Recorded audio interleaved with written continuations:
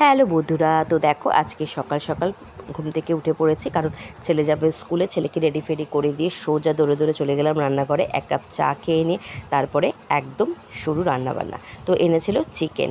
দেখো আলু কেটে নিয়েছি, চিকেনও মেখে মোটামুটি একটু ম্যারিনেট বলতে একটু লবণ আর হলুদ আর একটু লেবু কেটে একটু ম্যারিনেট করে রেখে দিয়েছি যাতে একটুখানি নরম হয়। তারপর আলুগুলো ভেজে নিলাম। আর এখানে দেখো একটু লবণ হলুদ দিয়ে একটুখানি মেখে রেখে দিলাম। আর এনেছিল হচ্ছে পোনা মাছ, আর করেছিলাম হচ্ছে ডাল, মুসুর ডাল, আর একটু ওই পটল আলু পেঁয়াজ একটু দিয়ে ওই ভাজার মতন একটু করে রেখেছিলাম, কারণ চিকেন হলে পরে খুব একটা কারোর কিছু লাগে না বাড়িতে। তো সেই হিসাবে আর বিশেষ কিছু রান্না আজকে করিনি। তাও মনে করো অনেক। আর খাওয়ার সময় ঘুগনি করেছিলাম, সকালের রুটি দিয়ে খাওয়ার জন্য ঘুগনি হয়েছিল। তো এই হচ্ছে সকালের বেলার খাওয়া দাওয়ার পরে তারপরে হচ্ছে রান্নাবান্না শুরু। তো এখানে দেখো মাংসটা বসিয়ে দিয়েছি, যেহেতু মাছ কাটা হয়নি, কোনো কিছু হয়নি, তার জন্য আমি আগে মাংসটাই বসিয়ে দিয়েছি। কারণ এদিকে ডাল আমার হয়ে গেছিলো অনেকক্ষণ আগেই, তাই করে বসেছিলাম মোটামুটি। তাই ভাবলাম যে খেয়ে নিই, এখনও তো দেরি আছে, কারণ বাজার আসেনি। তো চিকেনটাও মোটামুটি করে নিচ্ছি। আর এদিকে দেখো মাছ কাটা হয়নি, আর এদিকে ভাজিও রয়েছে।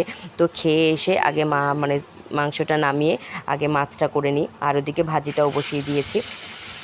ভাজিটাও মোটামুটি হওয়ার মধ্যেই হয়ে গেছে, মানে শুধু নামাবো।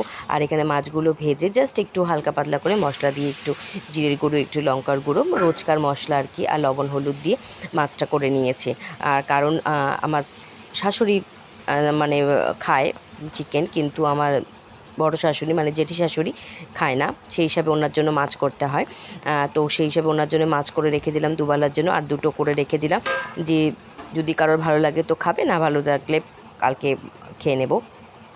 তো সেই হিসাবে একবারে যতদূর রান্না এগিয়ে রাখা যায় আর কি, সেই হিসাবে করে রাখলাম।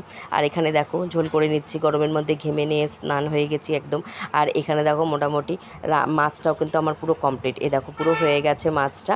আর ওদিকে ভাজিটাও আমার হয়ে গেছে, শুধু মাছটা নামালেই মানে মাছটা করলে হয়ে যাবে। এরপরে ভাত বসাবো, তাহলে আজকের মতো রান্না কমপ্লিট। যদি আমার ভিডিওটা ভালো লাগে তাহলে প্লিজ একটু লাইক কমেন্ট করে আমাকে সাপোর্ট করো, আমার ভিডিওগুলো একটু দেখো, আমার সাথে থেকো, পাশে থেকো।